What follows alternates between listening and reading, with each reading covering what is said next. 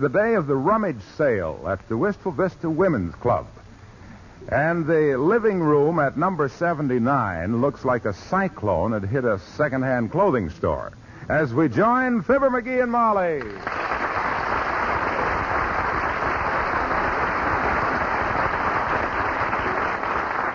And I told some of the ladies we'd take their stuff down to the sale for the McGee, so they dropped it off here, you see. Oh, yeah, they should have dropped it off the dock at Dugan's Lake. That's the crummiest-looking collection of Rummage I ever popped a peeper at. Now, it isn't that bad, dearie. Oh, look at it. Anybody'd swear a bunch of scarecrows had come in here and done a striptease. You actually expect to sell this stuff? Why, of course. You know, I've been in charge of the clothing booth at these sales for years, and I always make my quota. Well, you'll be lucky today to make a dime. This stuff ain't worth a quota. Don't you get it, Molly? Quota, 4 quotas make $1. It ain't funny, McGee. I'm out of practice. Anyhow, you got to admit there's some pretty weird-looking junk here. Where'd you get this woman's hat? Well, Mrs. Shields brought that in. Oh, she did? She said she bought it for $18.95. You mean she bought it in $18.95? But even so, it ain't any worse than this gosh-awful kimono. Who'd you get this thing from? Mrs. Ross gave us that. Mrs. Ross? Mm-hmm. She said it was a valuable Chinese kimono, and to be sure and call people's attention to the oriental designs on it. Mm-hmm. That's a dragon in front. Mm-hmm. I bet when she had it on, it was a dragon in the rear, too.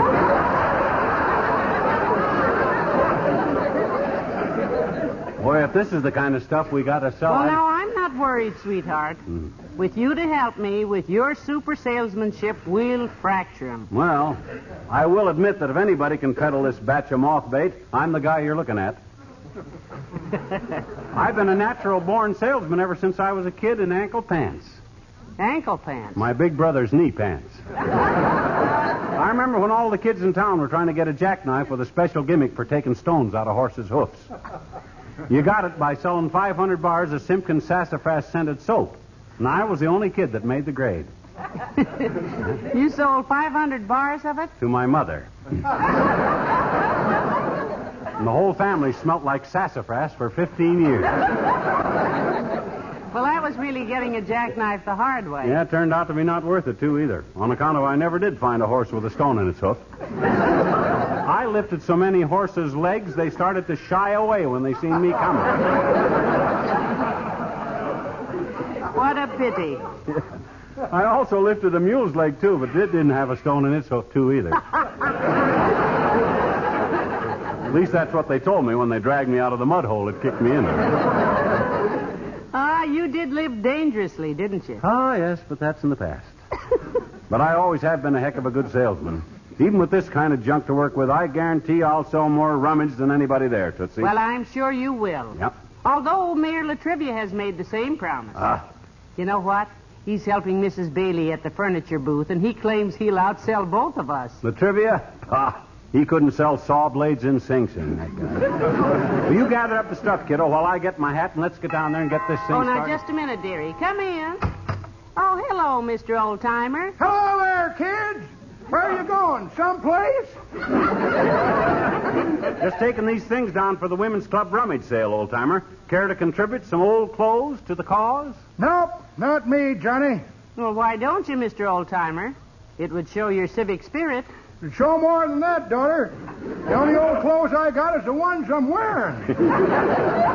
Okay, you're excused, but you ought to come to the sale anyway. I'm going to be their head salesman there today. Maybe I could give you some pointers, Johnny. Oh? I used to be quite a salesman myself at one time. Worked out of a suitcase on street corners. Oh, a pitchman, eh? What'd you sell? Everything, son. I started off with the miracle of the century. The little nifty necktie cleaner. Guaranteed to remove the spots from any necktie. Did it work good? It worked too good, son. Removed the spots and most of the stripes. Well, I hope you quit selling it. Yep. I switched over to a special tonic, daughter. Composed of 1% Tabasco sauce, 1% turpentine, 98% alcohol, and a dash of gunpowder. It was for people that suffered from rheumatism and lumbago. It cured those things? Nope, but it made you forget you had them. was invented by an Indian chief. Oh. He took the first dose, and the formula passed on to his wife, Princess Wachagumi-Wiki. Wachaguma-Wiki? That means widow of the man who exploded.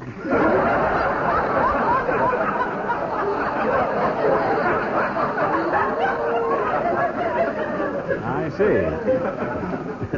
The guy took a powder and blue, did he? Took a powder and blue. That's pretty good, Johnny, but that ain't the way I heard it.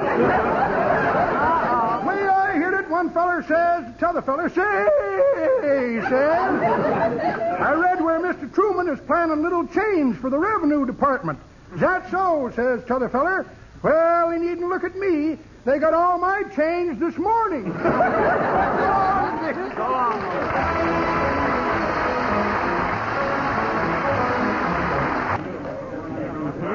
Now, let me see if I spread the rest of the stuff out on this. Oh, here you are, Molly. I've been wondering about you, kiddo. Where'd you run off to? Well, I went to hang up our coats in the cloakroom, dearie. Oh. Quite a few people starting to come in, aren't there? Yeah, I already made one sale. If I never make another one. You know that straw skimmer that Mort Toops donated? You mean the one with the band that says Chicken Inspector on it? Yep. Well, now, who on earth did you sell that to? A guy with the city poultry department. You mean? Yep, a chicken inspector. I've been busy arranging the stuff here, such as it is. Well, it looks good. I hung up that canvas hammock there and put all the shoes in it. Hey, how'd the canvas hammock ever get mixed up with all these old clothes, anyhow? That isn't a hammock. Huh? That's Mrs. Spradley's corset. Well, it's too late to dump all the shoes out of it now. I don't know how we're going to raise any dough with junk we got in this booth, Molly. Oh, look. Ain't this old man McDonald, the president of the Third National Bank's wife, coming? Yeah. Look at the walk on her. The way she prances in here, you think she owned the building. And come to think of it, she does. Yeah, they're so rich. Hello, Mrs. McDonald. So nice to see you, dear. Well, hello, Mrs. McGee. You're looking lovely. I only hope I can look as good at your age, dear. Well, I'm sure you must have, dear. But now, what brings you down to our rummage sale? Looking for a spring outfit, are you? What a cute sense of humor. I just dropped in, really, to make sure that you got my donation all right. I sent a bundle down with the butler. Yes, he brought it, and thank you so much. It's lovely. Quite all right, dear. Goodbye. Goodbye, and thanks for the bundle. Some bundle. What'd she send? A pair of basketball bloomers. Size 48. 3 bandana handkerchiefs, a leather helmet and goggles, and a bright green shawl. Wow. Now, what on earth will we do with that? Well, it might come in handy for a fat lady with a bad cold who wants to ride a motorcycle in the St. Patrick's Day parade.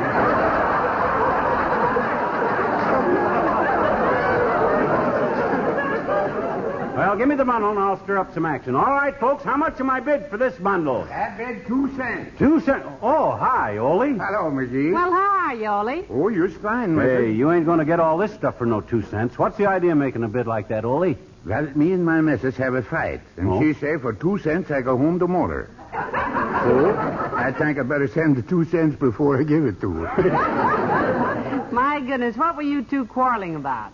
Well, every Monday the missus stay late at her bridge club. So, I come home and fix dinner. Last night I put sauerkraut on the boil. I lay spare ribs out on the table. Begin to sift the flour for the dumplings, and then things go wrong. What happened, Ole? Well, first the doorbell rings. So I go to the door with apron on and flour sifter in my hand, and it's a salesman. He say good evening, and I hit him with a flour sifter. Well, why did you hit the poor lad for saying good evening? It was the way he said it. Good evening, madam. So I slammed the door, go back to the kitchen, and our dog Jupiter, he scapped the spare ribs. Shoes the meat off a half of them and is trying to bury the bones in the garbage disposal. Heavenly days. So I chased Jupiter out into the yard, and when I come back to the kitchen, the sauerkraut is spoiled over on the floor. Wow. I slip in the sauerkraut juice and sit down so hard the flour scepter falls off the table on my head. Boy, you were having a time. And while I sit there scraping the flour off my face, my boy Sven sticks his head in the kitchen and says, "Hi, Pop, what's cooking?" So I throw the cockeyed sauerkraut at Sven. Well, I can see why those things made you mad, Ole, but where does your wife come in? Through the back door with her arms full of groceries. She says, "Was you fixing dinner?" And I say I was, and she says, "Too bad. I meant to tell you my bridge club was canceled and I was going to cook dinner tonight." So then you had words. Well, she had words. Me, I used to lie there in the sauerkraut juice and have hysterics. Well, so long, Bertie. So long.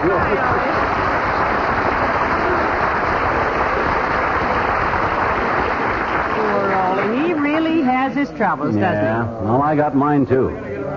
Latrivia's probably doing a land office business at his booth, but me with this junks we got to sell, I haven't got a chance. he? Say, McGee, try selling this red silk petticoat Mrs. Robinson gave us. Oh. That might attract attention. Yeah. It did the night her house caught fire and she ran down the street in it. Yeah, give me it. By George, I Hello, got... Molly. Hi, pal. Hello, Mr. Wilcox. Hi, Junior. Could I interest you in a silk petticoat? No, pal. You in a silk petticoat wouldn't interest me at all.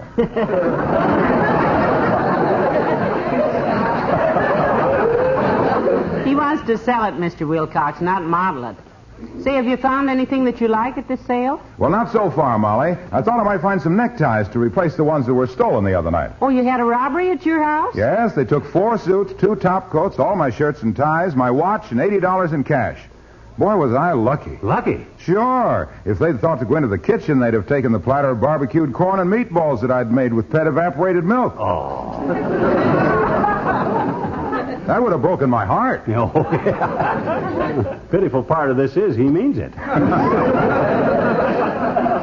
Did you report the robbery to the police, Mr. Wilcox? Right away, Molly. 2 very nice officers came over, and we had a long talk. They asked me a lot of questions, and I wrote everything down for them. You wrote down the stuff that was stolen? No, I wrote down the recipe for barbecued corn and meatballs.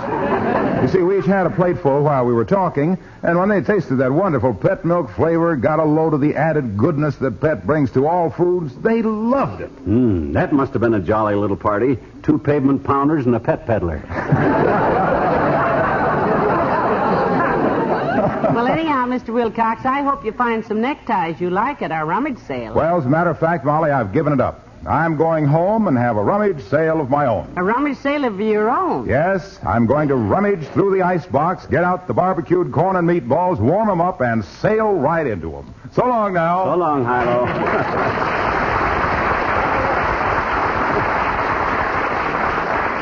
Any guy that gets that corning ought to be barbecued himself. Now, look, kiddo, let's face it. We'll never sell this bunch of junk. Now, you mustn't get discouraged, dearie. My goodness, we can't give up yet. Well, I can, and I'm gonna. As the guy said when the St. Bernard dog run its tongue over his face, I know when I'm licked. Well, I couldn't help hearing that, McGee. Hello, Molly. Hello, Mr. Mayor. Things aren't going so well, eh, McGee?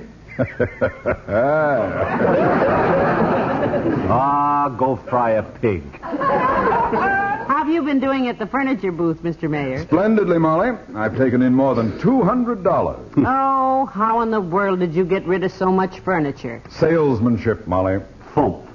Ingenuity. Pah! My greatest triumph was disposing of a horrible chair that was donated by Mrs. Van Loon. At first, no one wanted it. So I ripped the upholstery, broke off one of the legs, and sold it for $50 as an antique. Heavenly days. Who fell for that? Mrs. Van Loon. I'll be happy to give you a few lessons in salesmanship, McGee, when I have time. Oh, yeah? Well, I got my backup now, boy. We'll find out who's a salesman around here or not. If I can't outsell you Latrivia, I'll cut my throat. If you'll do that in the Civic Auditorium, I'd like to have the ticket concession. I'll see you, Molly.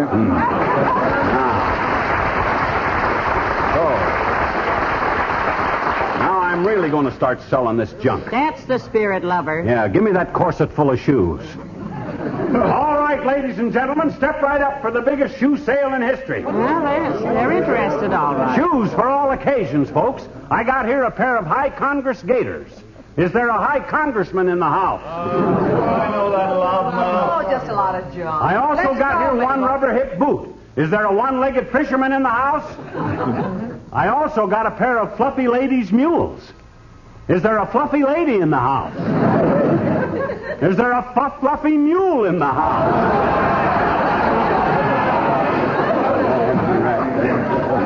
Looks like they're leaving, dearie. Don't go away, folks. Don't go away. So I tell you what I'm going to do. I'm offering these gents' walking shoes with real pearl buttons for only 50 cents. And I'm throwing in the Congress gaiters. I'm throwing in the rubber hip boot. I'm throwing in the ladies' mules. I'm throwing in the towel. Now, wait, sweetheart. There's one more chance. Huh? Let's take a look in the storeroom. Maybe there's some better stuff in there. Oh, for Pete's sake, why didn't you think of that sooner? You mind the booth and I'll go get them. Where is the storeroom? Straight ahead, turn left at the next aisle, and it's the first door you come to. Okay, I'm on my way. I'll make Latrivia eat every word he ever spoke. And that ought to keep a politician busy for a long time.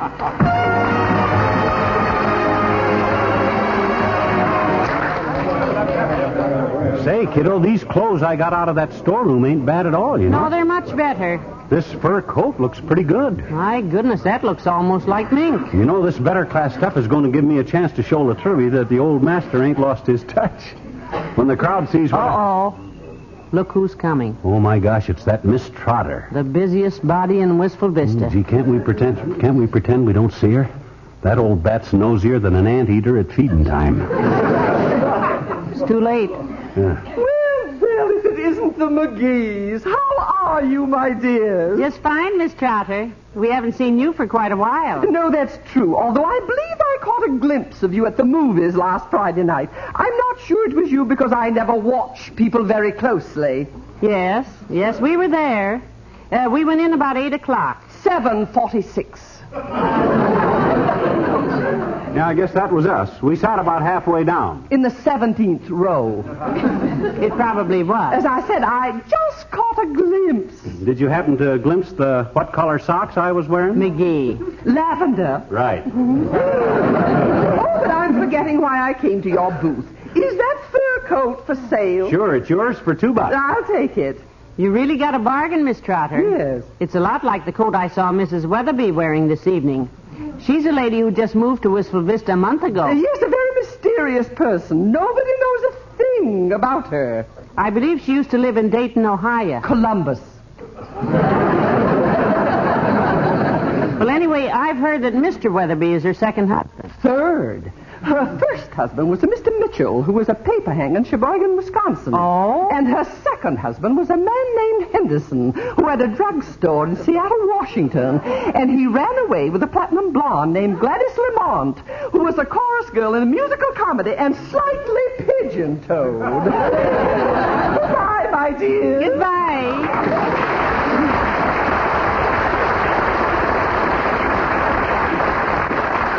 You know, this town don't need a newspaper.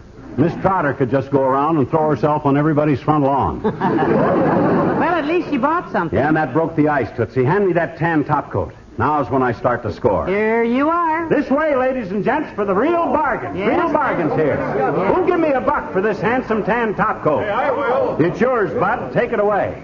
Now, here's one for the ladies. A hat that's so dad-ratted smart that it even looks like a hat. Do I hear $2? You certainly do. That's for me. All yours, sis. Hey, you're doing fine there. Now, here's another top coat, made of camel's hair, and just like new. The hair must have come off a camel that was only drove once a month by a wealthy Arabian from Pasadena. We're going good now, so let's bid on this one. Somebody start it off. I bid $2. $3, $5. $8. Keep fighting, fellows. I hate peace. Who says it?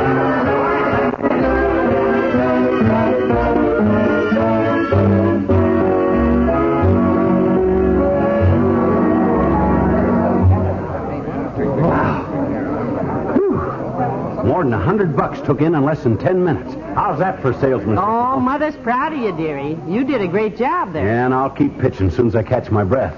Once I get a head full of steam, I could sell fried pork chops to a guy with ulcers. I'll show the women's club what a... Hello, McGee. Oh, so you're back, Latrivia. Good.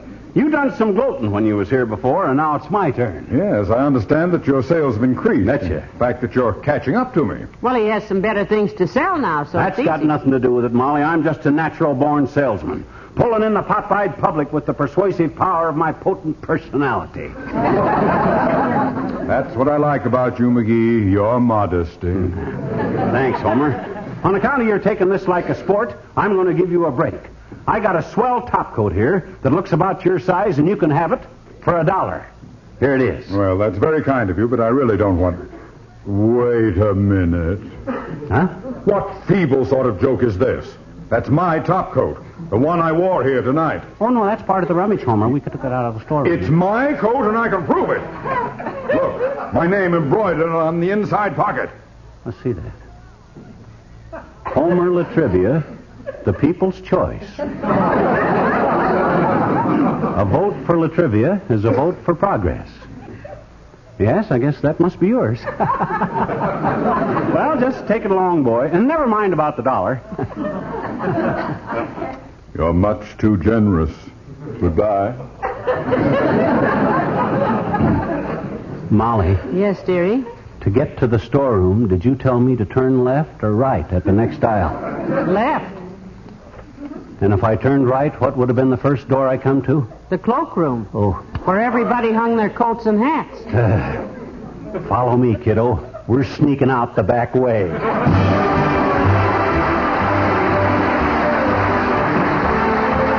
Boy, I'm glad to be home, Molly. We just got in the house in time, too. You know that?